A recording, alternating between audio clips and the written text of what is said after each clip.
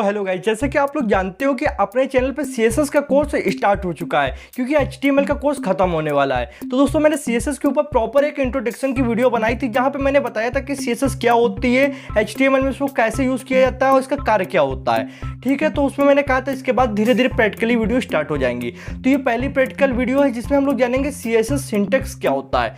आप सोचोगे syntax word क्या होता है, तो उसको मैंने बहुत ही अच्छे से समझाया। अभी आप इस वीडियो को प्रॉपर देखो, उसके बाद गारंटी से कि आप इस वीडियो को लाइक करके ही जाने वाले हो, क्योंकि मैंने इतने अच्छे से आपको एक्सप्लेन किया है कि CSS सिंटेक्स क्या होता है और ये बहुत ही इंपॉर्टेंट होता है। तो इस वीडियो को बिना टाइम वेस्ट करते हुए स्टार्ट करते हैं और CSS पर लगातार वीडियोस आएंगे स्टेप बाय स्टेप और बिगनर्स टू एडवांस लेवल तक हम लोग चलने वाले हैं, जहाँ पे छोटा से छोटा और बड़ा से बड़ा टॉपिक भी कवर करेंगे। तो चलिए अपनी वीडियो को स्टार्ट करते हैं। हेलो गाइस, हम लोग आ चुके अपने मोबाइल स्क्रीन पे। दोस्तों आज की वीडियो में हम लोग पहला ट्यूटोरियल बनाने जा रहे हैं CSS का, और इस कोर्स को बहुत लंबा लेके जाना है, बहुत सारी वीडियोस अपलोड करनी है, क्योंकि CSS is a very important language in web development. क्योंकि दोस्तों CSS अगर आपको नहीं आती है तो आप वेब डेवलपमेंट नहीं सीख पाएंगे। जाहिर सी बात है, HTML तो सबको आती है, HTML का पैटर्न हर कोई कर सकता है, हर कोई देखकर सेम टू सेम लिख सकता है, पर CSS करना एक कला होती है, एक आर्ट होती है। आप CSS देखने के बाद, सीखने के बाद भी आप उतना अच्छा नहीं कर पाओगे अगर आपको CSS की अच्छी प्रैक्टिस नहीं है, अच्छी नॉलेज नहीं है। क्योंकि CSS किस तरीके होती है, आप कैसा कलर देना चाहते हो, कैसी हेडिंग देना चाहते हो, क्या डिजाइन देना चाहते हो, कितनी विड्थ, कितनी पैडिंग, कितनी मार्जिन, क्या रखना चाहते हो, ठीक है, ये आपके ऊपर निर्भर करता है दोस्तों। तो CSS को बहुत ज़्यादा डीपली फैलाकर इस कोर्स को मैं बनाने वाला हूँ। एक एक पॉइंट, एक एक छोटी छोटी बात भी मैं कवर करूँगा, और वीडियो कंप्लीट, पूरा कोर्स कंप्लीट होने के बाद मैं कुछ प्रैक्टिकली भी आपको समझाऊंगा, और भी बहुत सी चीज़ इस कोर्स में होने वाली दोस्तों। तो आज का क्या पॉइंट है, आज हम लोग जानने वाले हैं CSS का सिंटेक्स क्या होता है। अगर दोस्तों आप थोड़ा सा भी इंग्लिश की नॉलेज रखते होंगे तो सिंटेक्स वर्ड का मतलब आपको पता होगा। सिंटेक्स का मतलब होता है लिखने का तरीका, ठीक है। तो अब जो हम लोग CSS यहाँ पे आज कोर्स पहला स्टार्ट करने जा रहे हैं, सबसे पहले ये जानेंगे कि CSS लिखते कैसे हैं, क्या पैटर्न होता है CSS लिखने का।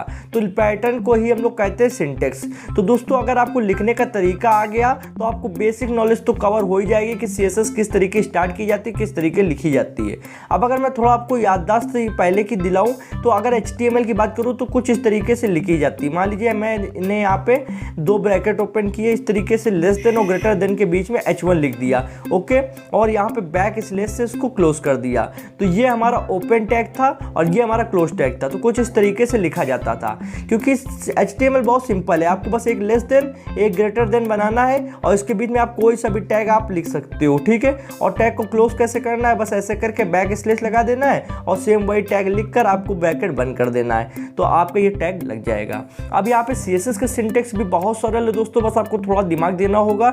यहाँ पे आते हैं सबसे पहले HTML के अंदर, ये HTML की बॉडी है, और अभी यहाँ पे आप देख सकते हो एक मेरे पास पैराग्राफ टैग है और एक हेडिंग टैग है।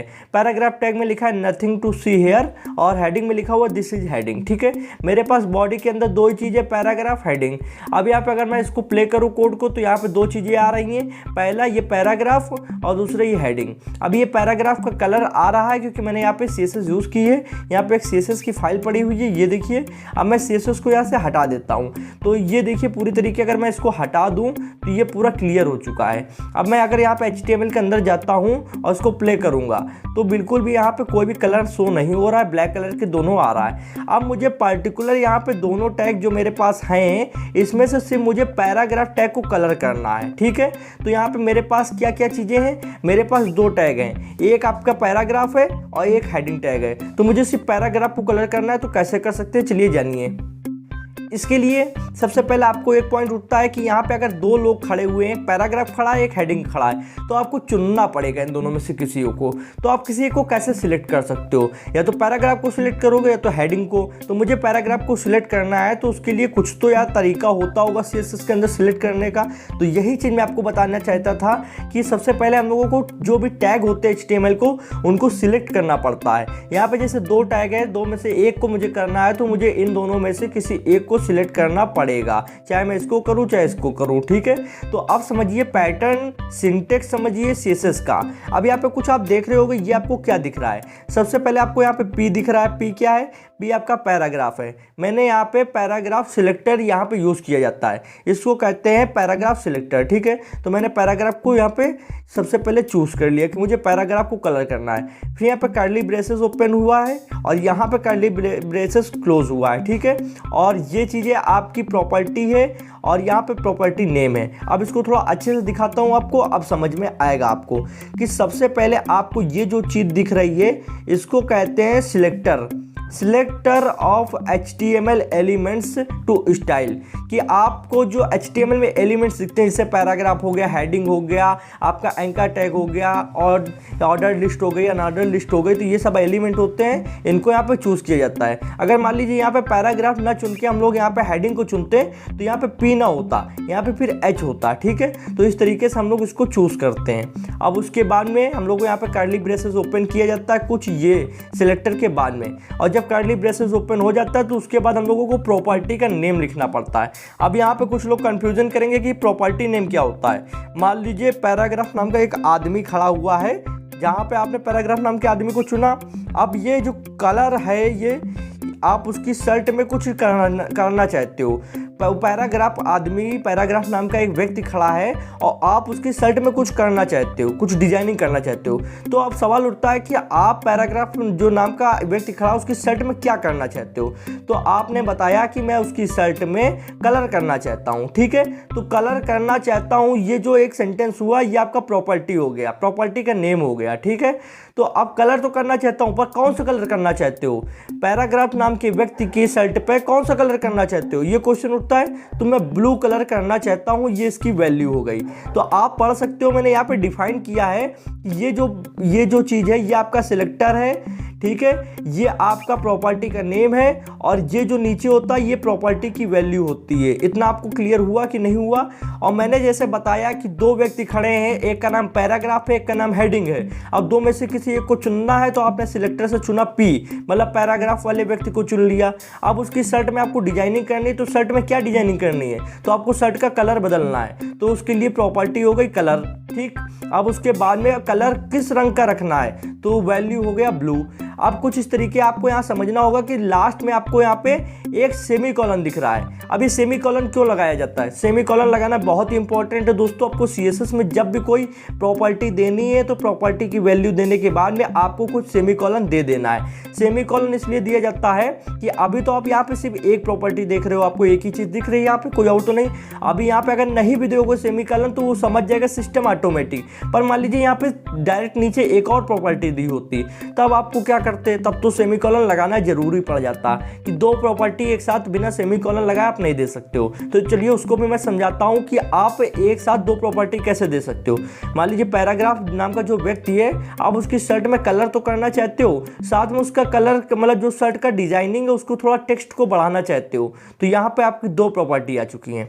सबसे पहले हम लोग ने सिलेक्टर से चूज किया उसका नाम, फिर पहली प्रॉपर्टी दी कलर, जो कलर हम लोग ब्लू करना चाहते हैं। फिर उसके फॉन्ट साइज का मतलब क्या होता है? जो लिखावट होती है, टेक्स्ट का जो साइज होता है उसको कहते हैं फॉन्ट। टेक्स्ट को कहते हैं फॉन्ट और साइज मीन्स आकार। ठीक है, तो फॉन्ट साइज को क्या बढ़ाना चाहते हैं? 12 पिक्सल का करना चाहते हैं। तो अब आप देख सकते हो यहाँ पे हमने दो प्रॉपर्टी यूज़ की है।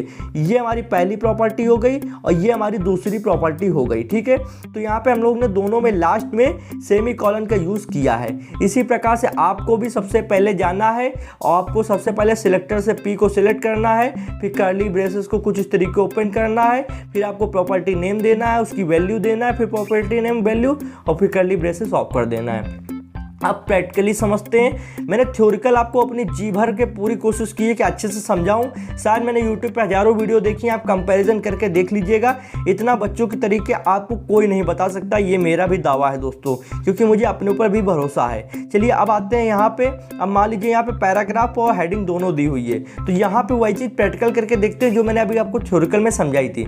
अब यहाँ पे एक ये जो ऊपर वाला है ये पैराग्राफ नाम का व्यक्ति है और ये नीचे हेडिंग व्यक्ति है। ठीक है, तो इस पर्सन को हम लोगों को कलर करना है। तो चलिए करते हैं। अब चलते हैं सबसे पहले CSS वाली फाइल में, और CSS वाली फाइल में चलने के बाद में हम लोग सबसे पहले सिलेक्टर को यूज़ करेंगे। तो सिलेक्टर है हमारा पैराग्राफ P, ठीक है। अब यहाँ पे कर्ली ब्रेसेस ओपन किया, कर्ली ब्रेसेस हटा दिया।